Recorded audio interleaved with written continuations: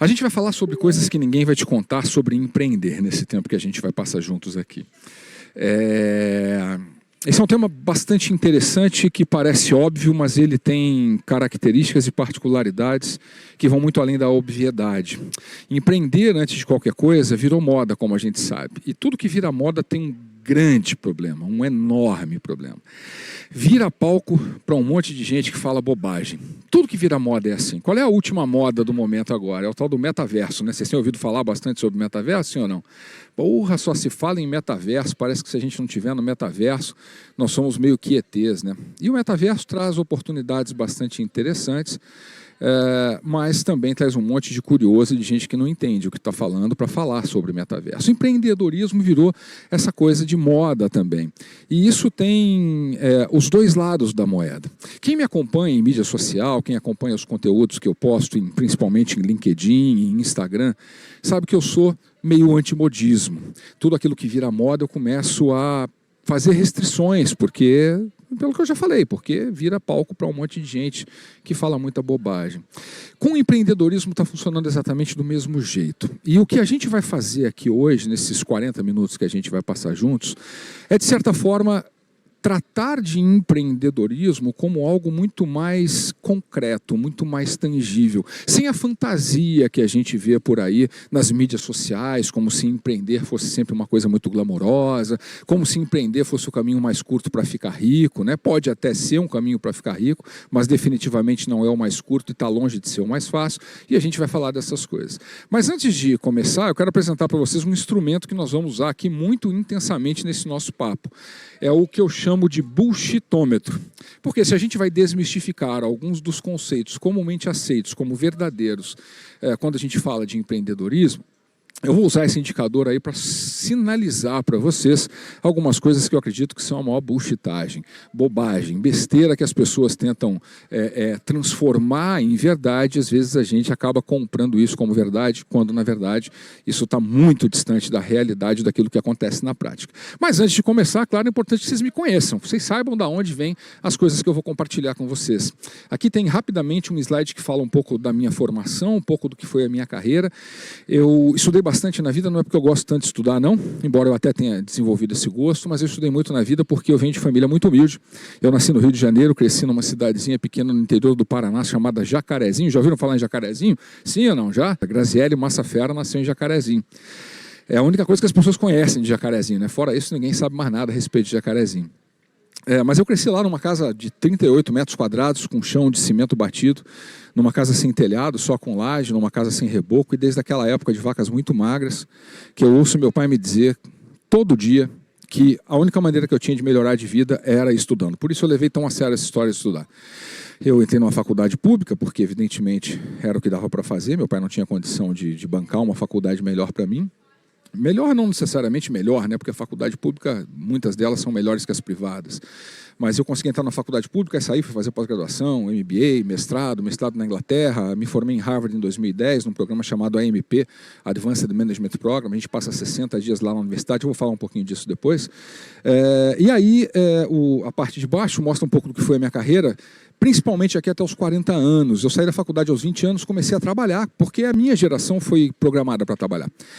Empreender não era uma hipótese normalmente viável, principalmente para quem vinha da minha condição social e principalmente na minha geração, né? Eu tenho 49 anos, faço 50 anos esse ano, então 30 anos atrás, quando a minha vida profissional começou, empreender não era uma opção. E a referência que meu pai tinha, ela era a referência do funcionário público. Naquela época, ser funcionário do Banco do Brasil era a maior coisa que alguém podia almejar. E era o que meu pai almejava para mim.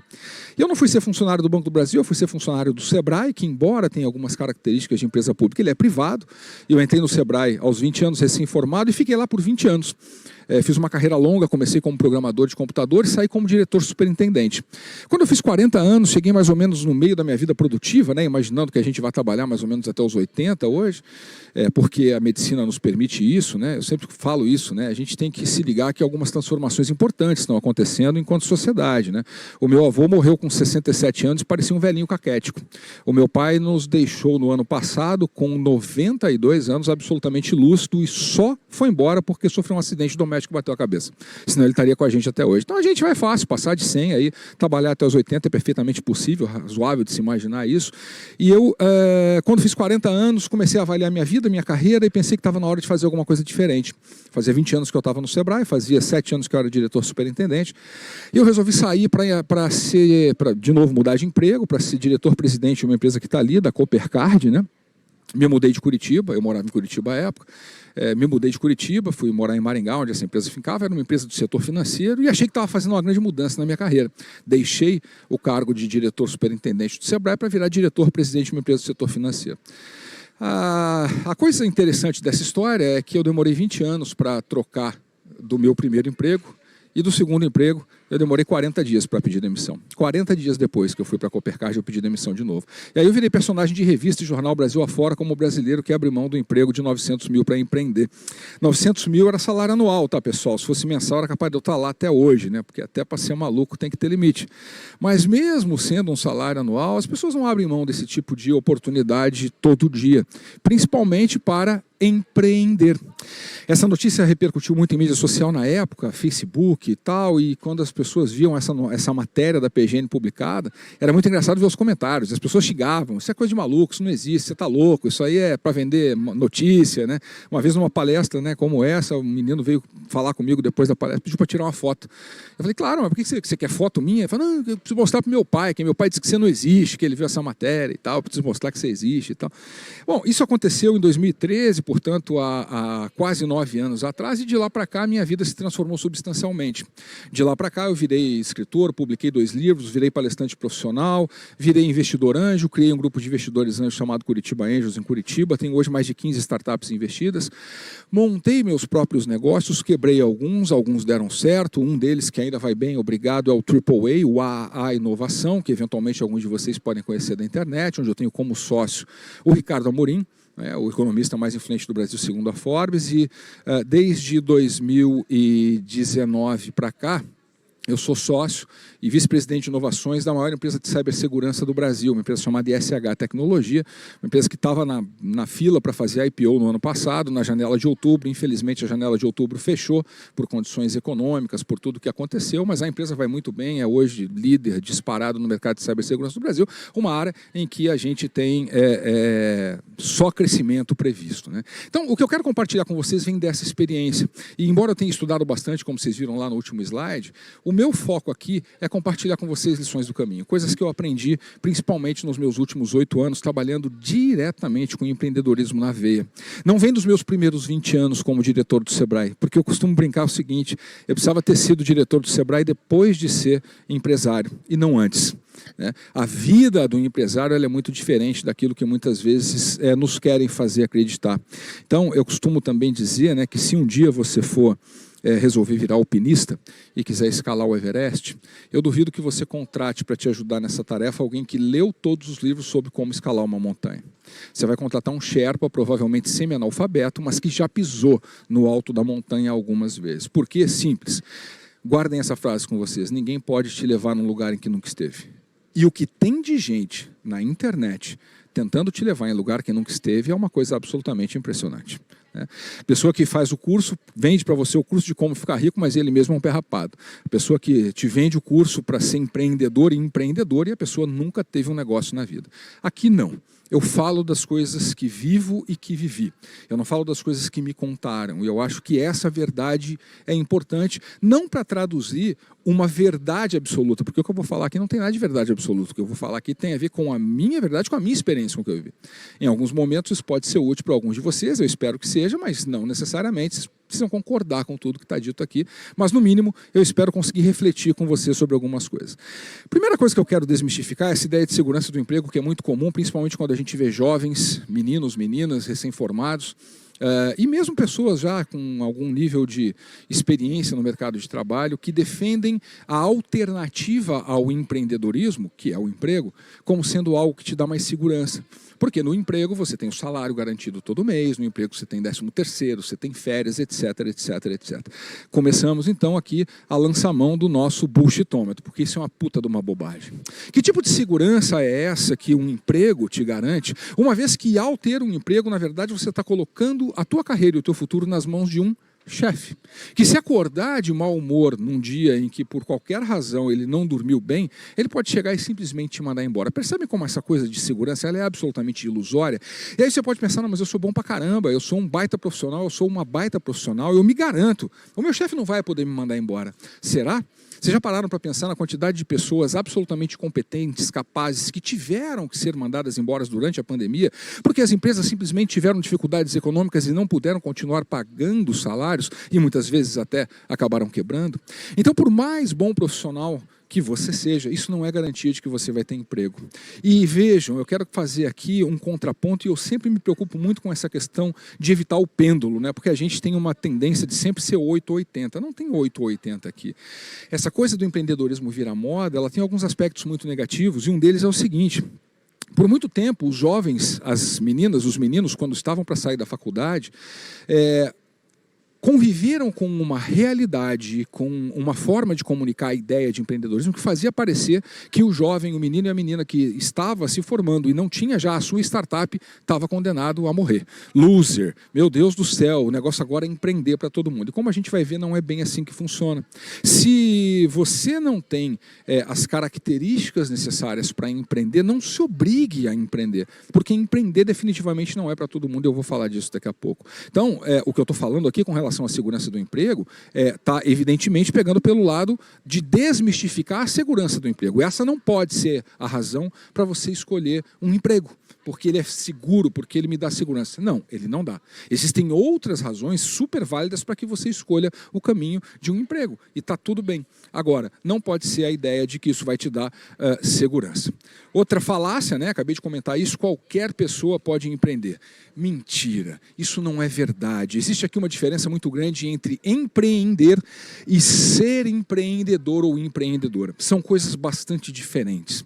Qualquer um de nós pode ser empreendedor ou empreendedora, isso é verdade. Por quê? Porque ser empreendedor ou empreendedora é uma escolha de vida.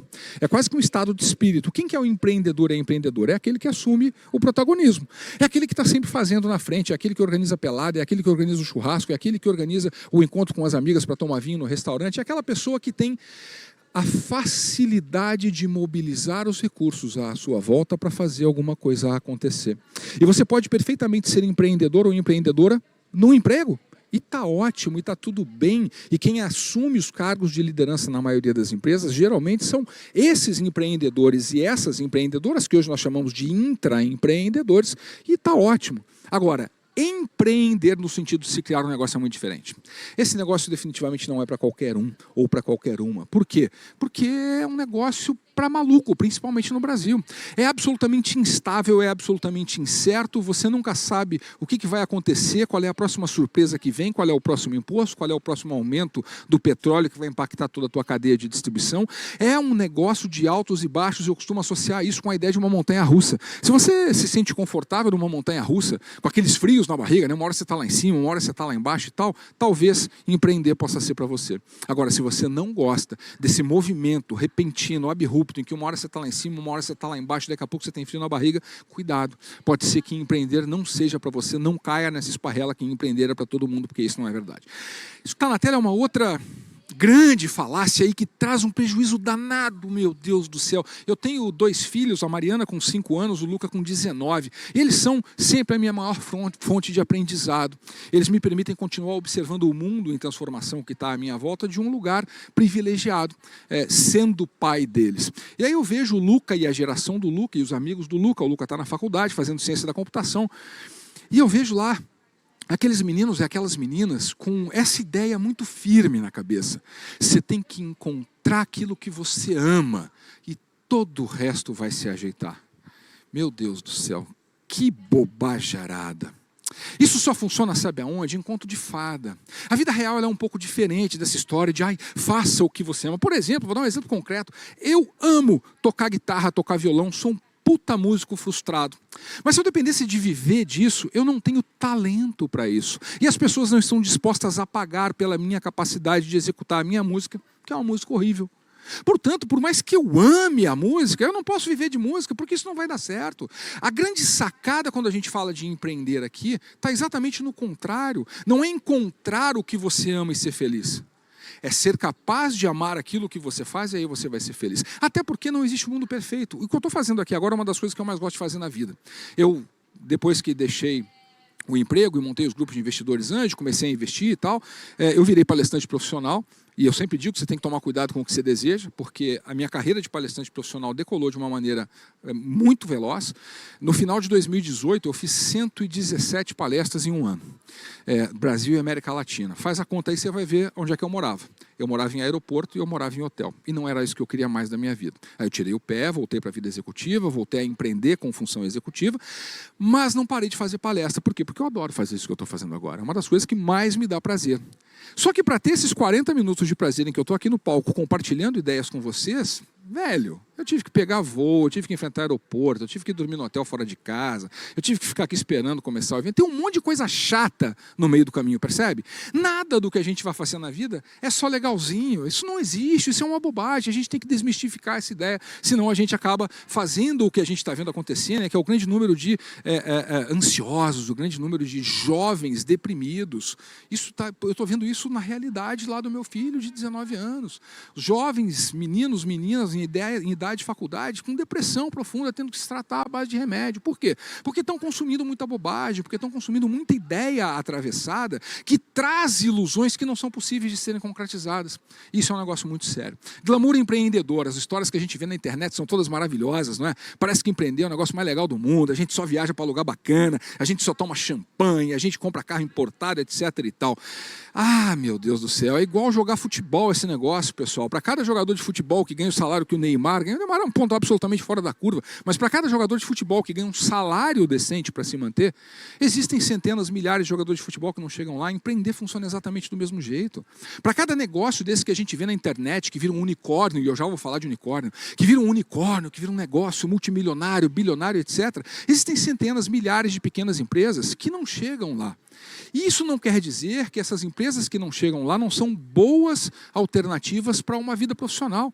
Elas são ótimas, a gente chama isso de lifestyle business, negócios de sustentação, negócios em que a minha empresa paga as minhas contas, paga as contas da minha família e está tudo bem. Mas essa ideia de glamour, ela está absolutamente equivocada, porque a vida real, infelizmente, não funciona exatamente dessa maneira. E isso tem a ver com essa ideia, né, que muitos jovens e muitas jovens têm quando saem da faculdade, de que se eu tiver uma boa ideia e montar minha startup, automaticamente eu estou rico. Porque toda hora a gente está vendo aí na internet, no jornal, não sei quantos milhões de aportes, o fundo aportou, rodadas de investimento, etc. e tal. Para cada 10 startups, a gente trabalha com essa estatística nos grupos de investidores anjos, para cada 10 startups onde a gente investe, 5 vão quebrar. Metade. As outras 5, 3 ou 4, elas vão virar lifestyle business. Na melhor das hipóteses, ela vai te devolver o dinheiro que você colocou. E na melhor das hipóteses, 2 vão dar tão certo que vão explodir. Mas percebam que é uma estatística absolutamente desfavorável.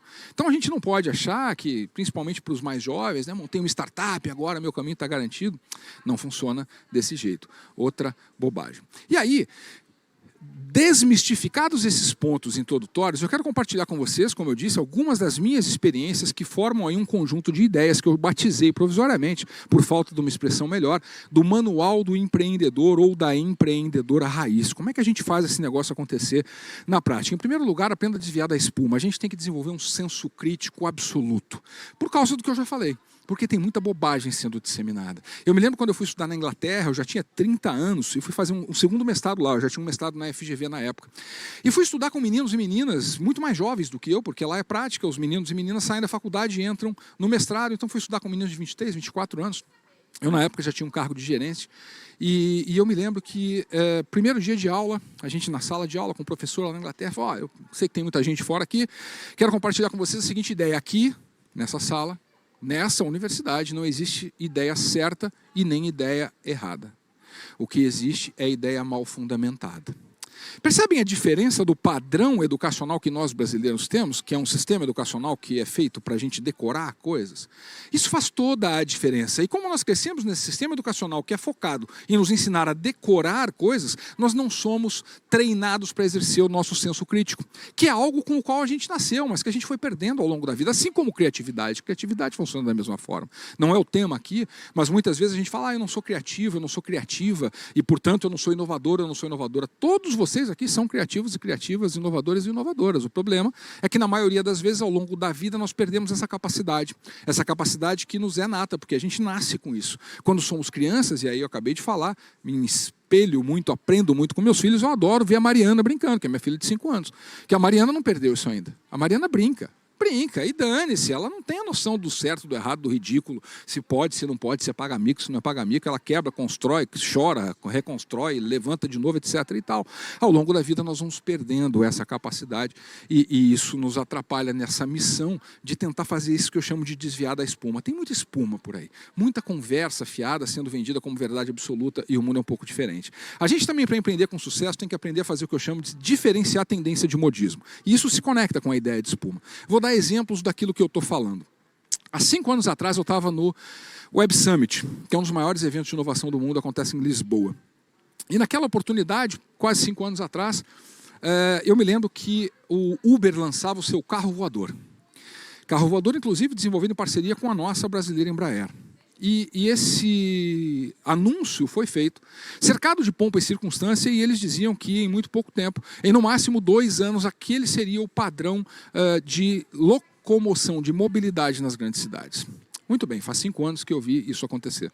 Não sei se vocês perceberam, mas eu, quando vim para cá, peguei um táxi lá na sede da empresa, que fica lá na Berrine, e vim para cá, me dirigi e vim de lá aqui procurando para ver se eu via algum carro voador. Confesso para vocês que eu não consegui ver nenhum. Não sei se vocês viram algum vindo para cá, ou eventualmente ontem à noite, mas o fato é que isso é muito mais um modismo do que qualquer outra coisa. Só que quando isso é anunciado, meu Deus do céu, parece que o mundo vai acabar e que se você não estiver pensando em carro voador, você está vivendo em outro mundo. Querem ver um outro exemplo? Clubhouse. Levanta a mão para mim quem sabe do que eu estou falando quando eu falo em Clubhouse.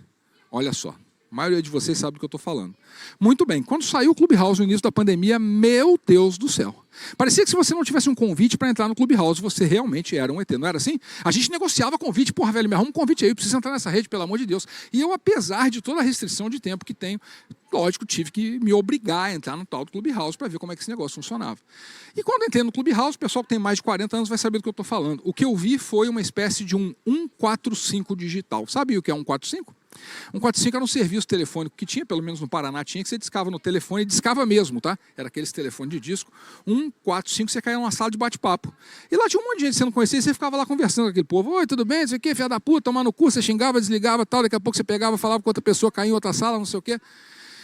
Porra, puseram um software aqui, um aplicativo no 145, olha que coisa legal, mas babaca ao mesmo tempo. E hoje, 1 ano e pouco depois, levanta a mão para mim que entrou no Clubhouse hoje, só para eu ter uma ideia. Percebe? E quem entrou não levanta a mão, né? Porque ficou até com vergonha, nessa porra ninguém usa mais. Percebe? Isso é modismo. Isso não é tendência. Quando a gente constrói negócios baseados e baseadas em modismo, a gente está criando um problema brutal, porque a hora que esse modismo passar, o nosso negócio vai naufragar. É muito diferente analisar modismo de tendência. A tendência por trás da ideia de um Clubhouse é de que redes sociais se tornam cada vez mais importantes para as empresas. Não é à toa, por exemplo, que a palestra lá do menino que está lá na ponta está tão cheia, porque ele está falando lá de como aproveitar as mídias sociais para se gerar negócio, para se gerar engajamento. Agora, dizer que o futuro da humanidade depende de Clubhouse, cuidado. Qual é a moda da vez? Já falei no começo, já dei a dica. A moda da vez é o metaverso. É uma coisa importante que a gente tem que prestar atenção? Claro que é, mas muito cuidado. Porque a gente ainda não tem clareza de como é que isso vai se desdobrar. O pessoal que também já está começando a ter cabelo branco se lembra que há 10 anos atrás nós tivemos um negócio chamado Second Life. Quem lembra de Second Life? Lembra disso? Porra, quando saiu era a reinvenção da interação humana. Isso desapareceu, ficou 10 anos dormindo, agora surgiu o Second Life 2.0, que é o metaverso. Então a gente tem que olhar para isso, mas tomar muito cuidado, porque senão a gente mistura tendência com modismo, isso é tremendamente perigoso. A sacada aqui para a gente entender dicas de como a gente pode criar negócios mais efetivos é observar as transformações de comportamento. E é aqui que está a grande sacada. Olhem em volta por um momento, podem olhar mesmo, deem uma olhada, olha para o lado, olha para trás. Muito bem, o que vocês estão vendo de diferente? Está todo mundo usando máscara. Há 2 anos atrás ninguém usava máscara, percebe? Isso é uma mudança de comportamento. As pessoas alteram o seu comportamento e isso gera oportunidades de negócio. As pessoas passaram a consumir mais offline durante a pandemia. Minha mãe, de 82 anos, aprendeu a comprar remédio por telefone, que nem é uma mídia digital tão sofisticada assim, mas ela aprendeu que se ela ligar para a farmácia entrega na casa dela. Isso é mudança de comportamento. Então a gente tem que se treinar como empreendedores e empreendedoras para estar observando o tempo todo o mundo à nossa volta, procurando mudanças de comportamento. O que as pessoas estão fazendo de diferente que me gera oportunidade de negócio? Como é que eu posso aproveitar essas mudanças de comportamento para oferecer coisas, produtos, serviços que vão ao encontro dessas mudanças de comportamento? A gente consegue identificar coisas tremendamente interessantes nesse sentido. Outra coisa que a gente fala muito para empreendedores e empreendedoras que estão montando as suas startups e que vocês seguramente já sabem, mas eu sempre gosto de reforçar. Quanto vale uma boa ideia? E eu vou ser bem direto, objetivo, ela não vale absolutamente nada. O valor da ideia é zero. Sabe por quê? Porque ideia a gente tem o tempo todo. Acabei de ter uma ideia aqui ótima, por exemplo, a gente podia terminar essa palestra no topo do terraço Itália tomando champanhe. O que vocês acham? Boa ideia, sim ou não? Ótima ideia, só tem um problema inexequível. Não dá para fazer. O que garante valor, o que gera valor, é transformar essa ideia em realidade. É o processo de execução, é o fazejamento, é fazer aquilo que eu tive um chefe que dizia que o melhor método de gestão que ele conhecia era o famoso TBC. Já ouviram falar nesse método de gestão? Não? TBC é o famoso tirar a bunda da cadeira.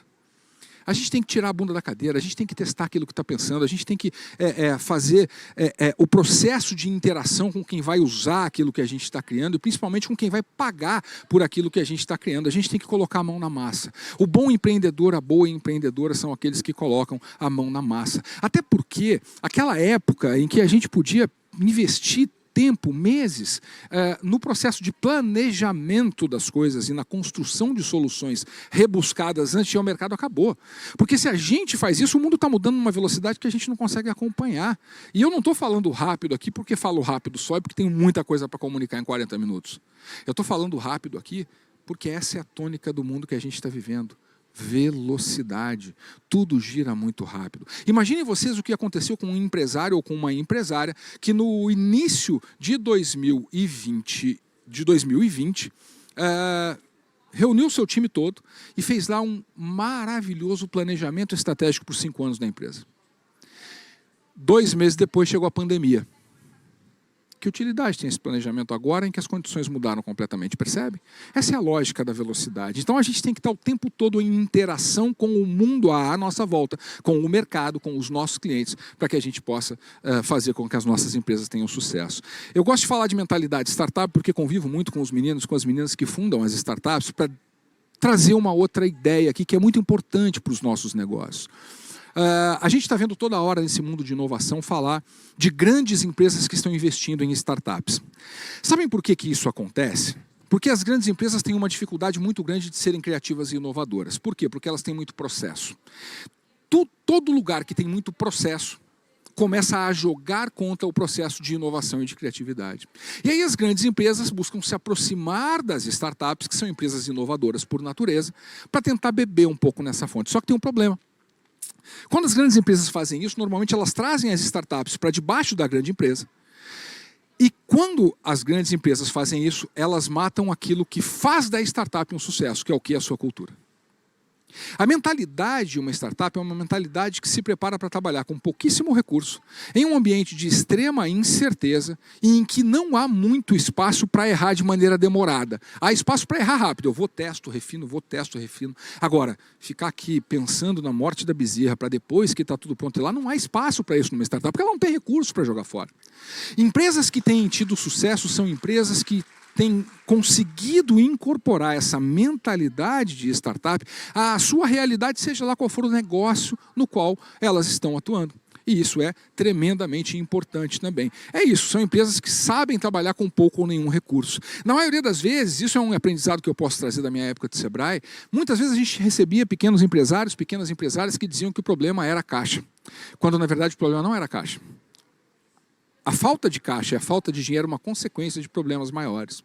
Era uma consequência, por exemplo, de um market fit inadequado, ou seja, o mercado não estava adequado ao produto que estava sendo oferecido. Era consequência de uma precificação equivocada, era consequência de uma série de outras coisas que não tinham a ver necessariamente com a disponibilidade de recursos. Essa é uma outra ideia que eu execro. Está na moda, né? Temos que montar um negócio para ser unicórnio. Unicórnio, para quem não está acostumado, é aquela ideia de uma empresa que vale mais de bilhão, que é bilionária, etc. e tal.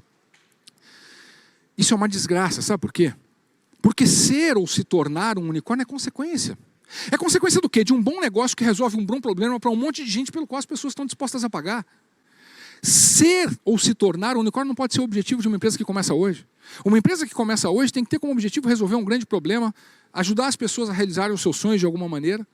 E aí, se tudo der certo, no futuro próximo, pode ser que essa empresa acabe virando um unicórnio. A gente tem que desviar o foco da tecnologia. Eu vejo muitas empresas que, quando estão surgindo, colocam o foco na tecnologia, temos que criar uma tecnologia, temos que pensar numa tecnologia, etc. e tal. E a tecnologia até pode ajudar, mas a grande sacada é que a tecnologia não resolve tudo. Essa é uma foto da minha formatura em Harvard. Aqui são 168 executivos do mundo todo, e se vocês estiverem se perguntando onde está o óleo está ali, de gravatinha vermelha. Eu, quando fui aceito em Harvard, imaginem como é ser aceito em Harvard para um menino que vem de escola pública, lá em Jacarezinho, no interior do Paraná. Eu comecei a imaginar como seria estudar em Harvard. Porra, deve ser um negócio de outro planeta, né, velho? Deve ter lá umas luzes estroboscópicas, deve ter uns discos voadores, deve ter uns hologramas, deve ter fumaça, deve ter o Diaba 4. Claro, comecei a fantasiar. E aí eu chego para o meu primeiro dia de aula, dos 60 dias que fiquei lá, e me deparo com o professor Dick Vietor. Dick Vietor era professor de política e economia internacional. E ele, aqui, eu coloco essa foto dele para chamar a atenção para duas coisas. Dá uma olhada no que está na mão dele, giz, e dá uma olhada no que tem atrás dele. Quadro negro todo escrito. Pois é. Mas aí eu achei que, não, Dick Vietor é velhinho, deve ser diferente e tal. Vamos olhar. O próximo professor, Michael Tushman, mesma coisa, giz e quadro negro. E assim foi com todas as aulas que terminavam invariavelmente com todos aqueles quadros negros que vocês estão vendo ao fundo preenchidos. Qual é a mensagem que eu quero deixar para vocês? Que no final do dia não é a tecnologia. São as pessoas. Somos nós, empreendedores e empreendedoras, que com as nossas ideias e a nossa capacidade de conectar todas essas coisas que eu falei até agora, que criamos grandes negócios. Porque a tecnologia não cria o futuro. São pessoas que criam o futuro, e a grande sacada é a gente entender que o que gera valor no processo empreendedor não é a empresa, mas somos nós, os empreendedores. Somos nós que temos a inteligência, o discernimento e a capacidade criativa de perceber nesse mundo em transformação a quantidade de oportunidades que nós temos à nossa disposição. Prazer estar aqui com vocês, obrigado pelo tempo e até uma próxima.